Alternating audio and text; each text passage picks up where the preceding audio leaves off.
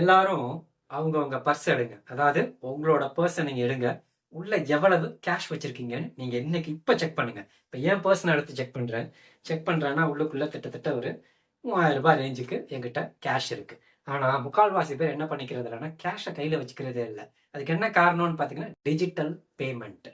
அது கூகுள் பேயா இருக்கலாம், டெபிட் கார்டா இருக்கலாம், கிரெடிட் கார்டா இருக்கலாம். எங்க போனாலும் அது யூஸ் பண்றோம். இது கையில கேஷ் வச்சுக்கிறதே கிடையாது. கேஷ்லெஸ் எக்கானமியா மாறிக்கிட்டு போகுது. இது அடுத்த கட்டத்துக்கு கொண்டு போகணும்னு சொன்னா அந்த கிரிப்டோ கரன்சி, அதாவது வந்து டிஜிட்டல் பேமெண்ட்டை தாண்டி கிரிப்டோ கரன்சி பேமெண்ட் வழியா போகணும். அதுதான் அடுத்த கட்ட வளர்ச்சி. ஏன்னா வந்து நம்ம ஒவ்வொரு விஷயமா பாத்தீங்கன்னா பண்ட மாற்று முறை, அதுக்கப்புறம் ரூபா நோட்டுக்கு அப்புறம் வந்து டிஜிட்டல் கேஷுக்கு அப்புறம் பாத்தீங்கன்னா இப்போ கிரிப்டோ கரன்சி வழியாக என்ன பண்ண போறோம், பேமெண்ட்ஸ் பண்ண போறோம். இப்போ இந்த கிரிப்டோ கரன்சி வழியா பேமெண்ட் பண்ணணும்னா நிறைய ஸ்நாக்ஸ் இருக்கு, நிறைய லிமிடேஷன்ஸ் இருக்கு. என்னென்ன லிமிடேஷன்ஸ்னா, ஃபர்ஸ்ட் லிமிடேஷன் வந்து வெரி ஸ்லோ. இப்போ பிட்காயின் யூஸ் பண்ணி நான் ஒரு பேமெண்ட் பண்ணணும்னா அது எனக்கு அப்ரூவ் ஆகி வேலிடேட்டட் போய் அப்ரூவ் ஆகி வரதுக்கு 7 நிமிஷம் ஆகும். 7 நிமிஷம் வரைக்கும் எனக்கு அந்த பேமெண்ட்டுக்காக அந்த கடைக்காரர் வெயிட் பண்ணிட்டு இருக்க மாட்டாரு.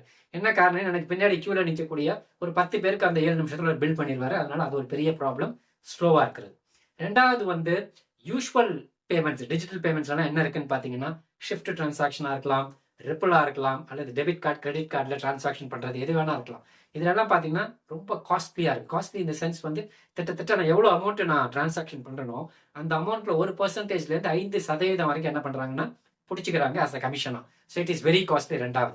மூன்றாவதா இன்னைக்கு இருக்கக்கூடிய latest crypto currency technologies like Solana, வேற புதுசா இருக்கக்கூடிய சில டெக்னாலஜிக்கல் கிரிப்டோ கரன்சி காயின்ஸ் யூஸ் பண்ணோம்னா அங்கேயும் ஒரு சிக்கல். என்ன சிக்கல் இருக்குன்னா, செக்யூரிட்டி இஷ்யூஸ் இருக்கு. ரெண்டாவது வந்து டீசென்ட்ரலைசேஷன் இல்ல முக்கால்வாசி கிரிப்டோ கரன்சிஸ்ல.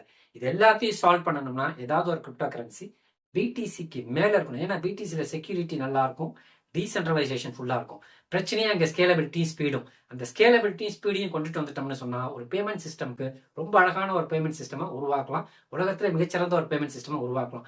அப்படி ஒரு பேமெண்ட் சிஸ்டமா உருவாக்குறதுக்காக தான் ஒரு ப்ராஜெக்ட் வந்திருக்கு. அந்த ப்ராஜெக்டோட பேர் வந்து டெக்டம், டிஇடி. இது வரைக்கும் என்னோட போர்ட்ஃபோலியோல நிறைய போர்ட்ஃபோலியோல சொல்லியிருக்கேன். ஆனா இது வரைக்கும் இதை பத்தி நான் வீடியோவே போடல. ரொம்ப நாளைக்கு அப்புறம் நேற்று தான் செக் பண்ணும்போது ஏன் நம்ம டெக்டம் போடவே இல்லைன்றதுக்காக அந்த டெக்டம் போட்டேன். ஆக்சுவலா அந்த டெக்டம்ன்றது எதுக்குன்னு பாத்தீங்கன்னா பேமெண்ட் சிஸ்டம். அது ஒரு L1லயும் வரும், L2லயும் வரும், லேயர் 1லயும் வரும், லேயர் 2லயும் வரும். இந்த டெக்டம் எப்படி ஒர்க் ஆகுது, அதுக்குள்ள இருக்கக்கூடிய டெக்னாலஜி என்ன, அது என்ன ஸ்பெஷாலிட்டி, அது வந்து பிடிசி மேலே ஒர்க் ஆகுன்றாங்க. அப்ப பிடிசியோட செக்யூரிட்டி எதுக்கு இருக்கும், பிடிசியோட டீசென்ட்ரலைசேஷன் இருக்கும். ஸ்பீடு மட்டும் டெக்டமோட speed, TPS as well as finality டெக்டமோட எடுத்துக்குது. அதுக்குன்னு ஒரு பேட்டன்ட் டெக்னாலஜி வச்சிருக்காங்க. அதை பத்தி தான் அந்த எபிசோட்ல தெளிவாக, விரிவாக, எளிமையாக பார்க்க போறோம். Come on, let's get into the first. What is this TET? அதாவது டிக்கர் நேம் டெட், ப்ராஜெக்ட் பேர் டெக்டம். இது என்னன்னு பாத்தீங்கன்னா இட்ஸ் L1, அதாவது layer 1, at the same time layer 2. ஏன் layer 1 as well as layer 2 சொல்றேன்னா, இதை வந்து it can be used, it can be built, it can be utilised upon other blockchains. For example ETH மேல, BTC மேல, Tran மேல, கார்டானா மேல, இது மாதிரி எந்த கரன்சி மேல வேணாலும் என்ன பண்ணலாம், இந்த டெக்டை யூஸ் பண்ணி பேமெண்ட்டுக்கு அப்ளை பண்ணிக்கலாம். அப்போ பேமெண்ட்டுக்கு அப்ளை பண்ணணும்னு சொன்னா நான் சொன்ன சில இடர்பாடுகள் சொன்ன ஸ்பீடு, ஃபைனாலிட்டி, செக்யூரிட்டி, அதே மாதிரி வந்து டீசென்ட்ரலைசேஷன் இதெல்லாம் இருக்கணும். அப்படி இருக்கணும்னு பாத்தீங்கன்னா டெக்ட என்ன இருக்குன்னு பாத்தீங்கன்னா ஸ்பீடு ஃபர்ஸ்ட் திங். ஏன்னா ஸ்பீடு மட்டும் முக்கியம் கிடையாது. இதோட ஸ்பீடு என்னன்னு பாத்தீங்கன்னா 35 லட்சம் டிரான்சாக்ஷன் பெர் செகண்ட், அதாவது 3.5 மில்லியன் டிரான்சாக்ஷன் பெர் செகண்ட். இது வந்து வேற சில டெக்னாலஜியோட கம்பேர் பண்ணி பார்ப்போமே. பிடிசி வந்து 7 டிரான்சாக்ஷன் தான் ஒரு செகண்டுக்கு. அதே மாதிரி வந்து ETH வந்து 25 தான், கார்டானா வந்து 1000, அவாக்ஸ் வந்து 4500, சொலானா வந்து 60,000. ஸோ இது மாதிரி இருக்கும்போதும் அதை விட எவ்வளவு மடங்கு பெருசா இருக்குன்னு பாருங்க. 35 லட்சம் டிரான்சாக்ஷன் பெர் செகண்ட். டிரான்சாக்ஷன் மட்டுமே இருந்தா பத்தாது, ஃபைனாலிட்டி ரொம்ப முக்கியம். அதாவது வந்து அந்த பர்டிகுலர் டிரான்சாக்ஷனை கம்ப்ளீட் ஆயிடுச்சு, எவ்ரி திங் இஸ் ஓகேன்னு சொல்லிட்டு திரும்ப எனக்கு ரிப்ளை வரணும். அதுதான் அந்த ஃபைனாலிட்டின்னு சொல்லுவாங்க. அந்த ஃபைனாலிட்டி வந்து 1 second finality, 0.5 second finality, 0.12 millisecond ஃபைனாலிட்டின்னு சொல்லிட்டு ஒரு கரன்சி, ஒவ்வொரு கிரிப்டோ கரன்சி ப்ராஜெக்ட்ஸும் சொல்றாங்க. இவங்க டெக்டம் வந்து இன்ஸ்டன்டேனியஸ் ஃபைனாலிட்டி. அனுப்புன அடுத்த செகண்ட் இமீடியட்டா என்ன பண்ணிடுது, ஃபைனலைஸ் பண்ணி அப்ரூவ் பண்ணிடுது. இதுதான் வந்து பேமெண்ட்டுக்கு ரொம்ப முக்கியமான ஒன்று. மூன்றாவது வந்து அதுக்கு இதுல பிடிக்கக்கூடிய கமிஷன். இப்ப கமிஷன் பாத்தீங்கன்னா, இப்போ ஃபார் எக்ஸாம்பிள் 1% இருந்து 7% வரைக்கும் டோட்டல் அமௌண்ட்ல கமிஷன் சொன்னேன். ஆக்சுவலா இங்க வந்து எவ்வளவு கமிஷன் பிடிக்கிறாங்கன்னு பாத்தீங்கன்னா ஒரு டிரான்சாக்ஷனுக்கு 0.0000675 டிஇடியில தான் கமிஷன் போகும். இவ்வளவுதான் கமிஷன். அதாவது நம்ம நாட்டு ரூபாயில பாத்தீங்கன்னா ஒரு டிரான்சாக்ஷனுக்கு 6 பைசா. ஃபார் எக்ஸாம்பிள் இதே வந்து நான் வந்து வேற சில வழிகள் யூபிஐலையோ அதாவது கூகுள் பேலையோ இல்லைன்னா டெபிட் கார்டில் யூஸ் பண்ணனா ஒரு டிரான்சாக்ஷனுக்கு 20 ரூபாய் 25 ரூபாய் அல்லது 1% 0.1% என்ன பண்ணுவாங்க, மொத்த டிரான்சாக்ஷன்ல பிடிச்சாங்கன்னா பல ரூபாய்கள், அதாவது 100 200 300 20 25 நிறைய ரூபாய் நான் செலவு பண்ற மாதிரி இருக்கும்.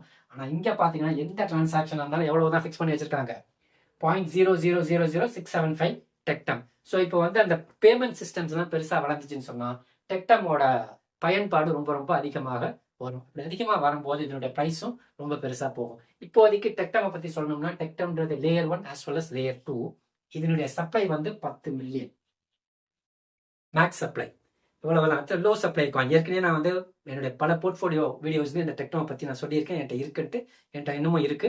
போன வீடியோல $1000 போர்ட்ஃபோலியோல மட்டும் நான் சொல்லலை. என்ன காரணம்னு பாத்தீங்கன்னா ஏற்கனவே வந்து இது $8 இருக்கு, நிறைய பேர் வாங்க மாட்டீங்கன்றதுக்கு சொல்லல. ஆனா வந்து நான் ஸ்பெஷல் மென்ஷன்ல நிறைய முறை இந்த காயினை நான் சொல்லியிருப்பேன். இப்ப இதுக்குள்ள இருக்க டெக்னாலஜி என்ன, எப்படி வந்து இந்த இந்த இந்த இதுக்கு மேலாம் அது ஒர்க் ஆகுது, எப்படி வந்து ஒரு பேமெண்ட் சிஸ்டம்க்கு இது பயனடைய போகுதுன்றதை இப்ப தெளிவா பார்க்கலாம். டெக்டம்ல ஆக்சுவலி ஒரு டெக்னாலஜி இருக்கு. அந்த டெக்னாலஜிக்கு பேர் வந்து சாஃப்ட் நோட்.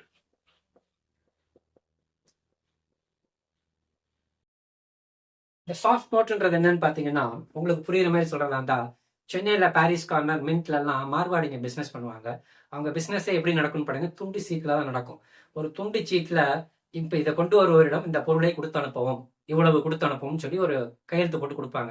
அந்த துண்டு சீட்டை எங்க கொண்டு போய் கொடுக்க சொல்றாங்களோ அங்க கொண்டு போய் கொடுத்தீங்கன்னா அவர் என்ன பொருளோ என்ன பணம் கொடுக்க சொல்றாங்களோ அதை கொடுத்துருவாங்க. இவ்வளவுதான். அதே துண்டு சீட்டு தான் எதுன்னு பாத்தீங்கன்னா அந்த சாஃப்ட் நோட். ஆக்சுவலா அந்த சாஃப்ட் நோட் எப்படி ஒர்க் ஆகும்னு பாத்தீங்கன்னா, ஒரு எக்ஸாம்பிளோட சொல்றதா இருந்தா, நான் ஒரு ஸ்மார்ட் வாட்ச் வாங்கணும்னு நினைக்கிறேன். எனக்கு ஒரு சாஃப்ட் வாட்ச் வாங்கணும்ட்டு ஒரு மாலுக்கு போறேன். அந்த மாலில் போய் என்ன பண்றேன்னா ஒரு கடைக்கு போறேன், ஒரு ஸ்மார்ட் வாட்சை பாக்குறேன். எனக்கு ஒரு ஸ்மார்ட் வாட்ச் பிடிச்சிருக்கு, அது விலையும் ஓகேயா இருக்கு எனக்கு. அதை பில் பண்ணுங்கன்னு சொல்லிட்டு பில்லிங் செக்ஷனுக்கு வரேன். அந்த கடையில பில்லிங் செக்ஷன்ல வந்து பில் பண்ணிட்டு அந்த கடைக்காரர் என்கிட்ட என்ன கேட்கிறாருன்னா, கார்டா கேஷான்னு கேட்கிறாரு. நான் ரெண்டுமே எல்லாம் பிட்காயின்ல பே பண்ண போறேன்னு சொல்றேன். கடைக்காரருக்கு பிட்காயின் பத்தி தெரிஞ்சிருக்கு, ஆனாலும் அவர் மறுக்கிறாரு எனக்கு வேணான்ட்டு. அதுக்கு காரணம் என்னன்னு பாத்தீங்கன்னா, பிட்காயின் டிரான்சாக்ஷன்ஸ் ரொம்ப ஸ்லோவா இருக்கும். நான் கொடுக்குற பிட்காயின் சப்போஸ் 8000 ரூபாய்க்கு அந்த பொறுமானம் உள்ள வாட்சுக்கு நான் பிட்காயினை கொடுக்கறதா இருந்தா அந்த பிட்காயின் வந்து அப்ரூவ் ஆகி வரதுக்கு, வேலிடேட்டர்கிட்ட போயிட்டு அப்ரூவ் ஆகி வரதுக்கு கிட்டத்தட்ட 7-8 நிமிஷம் ஆயிடும். அந்த 7-8 நிமிஷத்துல ஒரு 10 பேருக்கு ஒரு பில் பண்ணிடுவாரு. அதனால என்ன பண்றாரு, எனக்கு பிட்காயின்ல வேணாங்கிறாரு. அது அங்கதான் வந்து இந்த சாஃப்ட் நோட் டெக்னாலஜி உள்ளுக்குள்ளேயே வருது.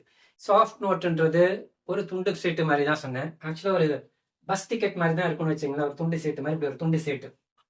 இதுல முதல் எடுத்தோன்னே இங்க என்ன இருக்குன்னு பாத்தீங்கன்னா, என்ன பர்டிகுலர் நெட்வொர்க், என்ன பர்டிகுலர் காயின். ஃபார் எக்ஸாம்பிள் இங்க வந்து 0.0005 பிடிசி இந்த சாஃப்ட் நோட்ல இந்த இவ்வளவு இருக்கு பணம்.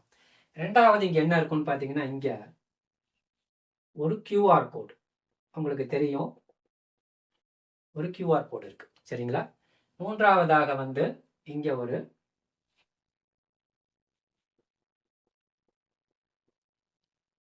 பாஸ்கோடும்பாங்க, ஒரு கோட். பாஸ்வேர்டு வேற, பாஸ்கோடு வேற,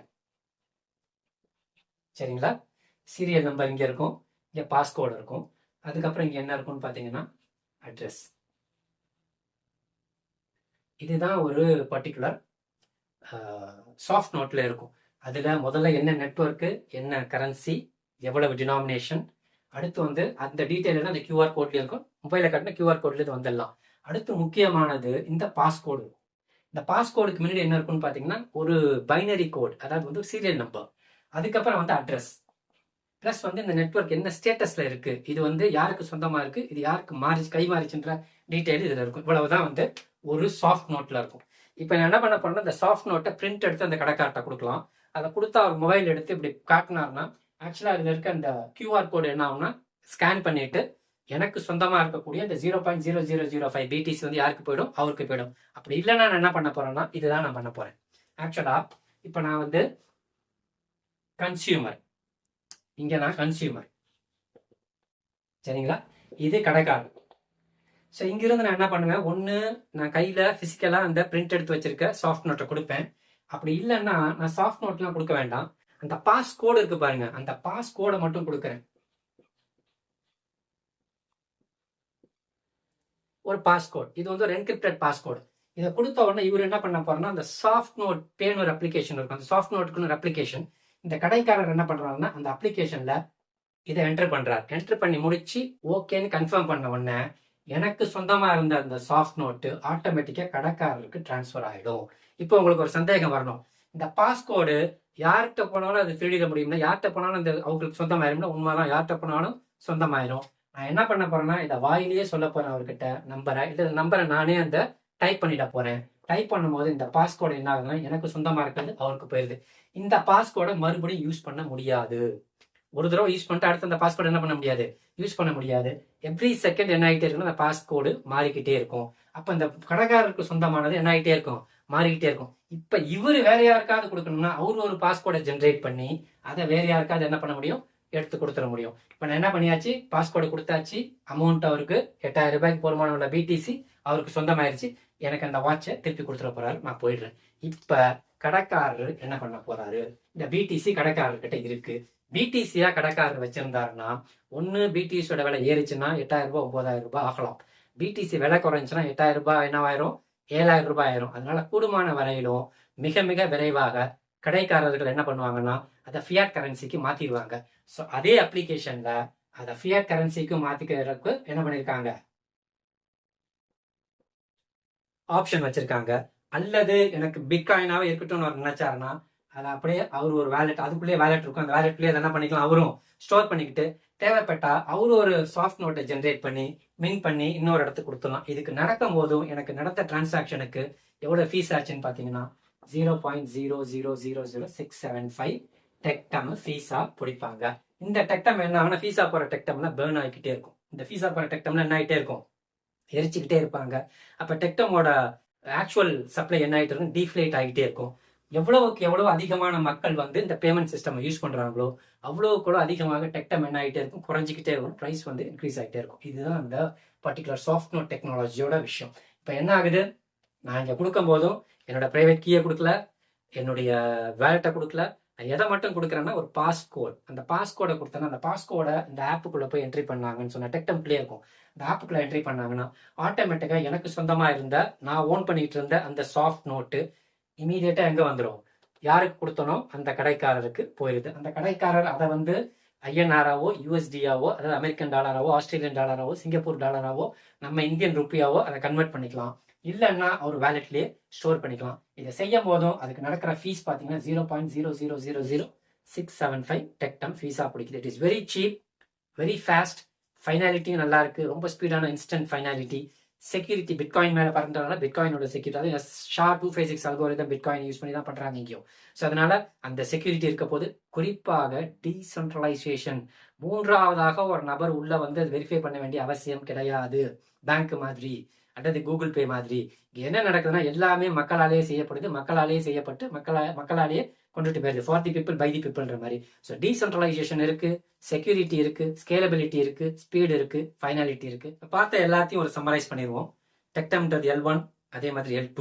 L2 ஏன் சொல்றேன்னா, பிடிசி மேல ETH மேல அதை பில்ட் பண்ணிக்கலாம், பேமெண்ட் சிஸ்டமா இது. அடுத்து பார்த்தீங்கன்னா அதனுடைய TPS, டிரான்சாக்ஷன் per செகண்ட், 35 லட்சம் transaction, 3.5 million transaction per second. ரொம்ப ரொம்ப முக்கியமானது இன்ஸ்டன்ட் ஃபைனாலிட்டி, 0 செகண்ட் ஃபைனாலிட்டின்னு சொல்லுவாங்க, இன்ஸ்டன்ட் ஃபைனாலிட்டின்னு சொல்லுவாங்க. அது இன்ஸ்டன்ட் ஃபைனாலிட்டி, அதுதான் பேமெண்ட் சிஸ்டம்க்கு ரொம்ப ரொம்ப முக்கியமான விஷயம். Not only for payment system. இப்போ ஃபார் எக்ஸாம்பிள் ஏஐ இது யூஸ் ஆகும். எப்படி யூஸ் ஆகுன்னு பார்த்தீங்கன்னா, ட்ரோன்ஸ் எல்லாம் இருக்கு. ஆட்டோமேட்டிக்காக என்ன ஆகும்னா, அங்கிருந்து ஸ்பான்டேனியஸாக டேட்டா வந்துட்டே இருக்கணும்னா டெக்டம் யூஸ் பண்றாங்க, அதுக்கும் யூஸ் ஆகுது. அதே மாதிரி வந்து இன்வென்ட்ரி சிஸ்டம், டேட்டா வந்து ஸ்பான்டேனியஸாக என்ன ஆகிட்டு ஃபீட் ஆகிட்டே இருக்கும், இட் இஸ் ப்ராசஸ் ஆகிட்டே இருக்கணும்னா அங்கேயும் என்னதான் யூஸ் பண்றாங்க, டெக்டம் யூஸ் பண்றாங்க. பேமெண்ட்டுக்கு மட்டும் கிடையாது, it is being used in drones to collect data, to process data, to send data. அதே மாதிரி ஆன்லைன் இன்வென்ட்ரி சிஸ்டம்ல யூஸ் பண்றாங்க. எங்கெல்லாம் வந்து ஸ்பீடு தேவையோ, எங்கெல்லாம் இன்ஸ்டன்டேனியஸா டேட்டா தேவையோ அங்கெல்லாம் டெக்டம் யூஸ் ஆகும். ஸோ இது ஒன்று. அடுத்து பார்த்தீங்கன்னா, they have a technology call soft note. Soft நோட்டை பிரிண்ட் எடுத்தும் கொடுக்கலாம், அல்லது பாஸ்கோடை மட்டும் கொடுத்தா பேமெண்ட் வந்து யாருக்கு, அந்த பர்டிகுலர் அப்ளிகேஷனுக்குள்ள போய் அந்த பாஸ்கோடை டைப் பண்ணாலே போதும். நம்ம வச்சிருக்கிற அந்த பர்டிகுலர் பாஸ்கோடு, நம்ம வச்சிருக்க அந்த பாஸ்கோடுக்குள்ள இருக்கக்கூடிய அந்த அமௌண்ட், டினாமினேஷன்ல இருக்கக்கூடிய அந்த கிரிப்டோ கரன்சி ஆட்டோமேட்டிக்கா அவங்களுக்கு சொந்தமாயிடும். அதை அவங்க வேற யாருக்காவது கொடுக்கணும்னா அவங்க ஒரு பாஸ்கோட் ஜென்ரேட் பண்ணி கொடுத்துக்க போறாங்க. இதெல்லாம் செய்யறதுக்கு என்ன நடக்குதுன்னு பாத்தீங்கன்னா 0.0000 675 டெக் டவுன் ஃபீஸா பிடிக்குது. It is very cheap and compared with contemporary. Google Pay, யூபிஐயா இருக்கட்டும், அதே மாதிரி டெபிட் கார்டாக இருக்கட்டும், கிரெடிட் கார்டாக இருக்கட்டும், ஷிஃப்ட் ட்ரான்ஸ்ஃபர்ஸ் ஆகட்டும், ரிப்பிள் ட்ரான்ஸ்ஃபர்ஸ் ஆகட்டும், இது எல்லாத்தையும் கம்பேர் பண்ணும்போது ரொம்ப ரொம்ப ரொம்ப சீப் ஒன்று. ரெண்டாவது இட் இஸ் வெரி ஃபாஸ்ட். இப்போ ஸ்விஃப்ட்லாம் போனீங்கன்னா 2 நாள் 3 நாள் கூட ஆகும் கிராஸ் பார்டர் ட்ரான்ஸ்ஃபர்ஸ்க்கு. ரிப்பிள் கொஞ்சம் ஸ்பீடாக இருக்கு. இதே வந்து டெபிட் கார்டு, கிரெடிட் கார்ட்ஸ் 1 நிமிஷம் ஆகும், அரை நிமிஷம் ஆகும், 10 செகண்ட் ஆகும், 20 செகண்ட் ஆகும். இது வந்து அதை விட ஸ்பீடாகவே இருக்கு ஒன்று. ரெண்டாவது வந்து தேர்ட் பார்ட்டி இன்வால்மெண்ட் இது எல்லாத்துலேயுமே உண்டு. ஆனால் இங்கே தேர்ட் பார்ட்டி இன்வால்மெண்ட் கிடையாது. அதாவது பியூர்லி டீசென்ட்ரலைஸ்டு நெட்ஒர்க்னு சொல்லுவேன். This is what Tectum is all about. இந்த ப்ராஜெக்ட் ஒரு low supply, low market cap இருக்கக்கூடிய ஒரு project. You can consider this project. நீங்கள் உள்ள போய் பார்த்துட்டு உங்களுக்கு கன்விக்ஷன் இருந்தால் எங்க வாங்கலாம். இன்னொரு பர்டிகுலர் எபிசோட்ல ஒரு நல்ல ப்ராஜெக்ட் டோக்கன் அல்லது கான்செப்டோட உங்களை மீட் பண்றேன். until then, bye from புகழ்.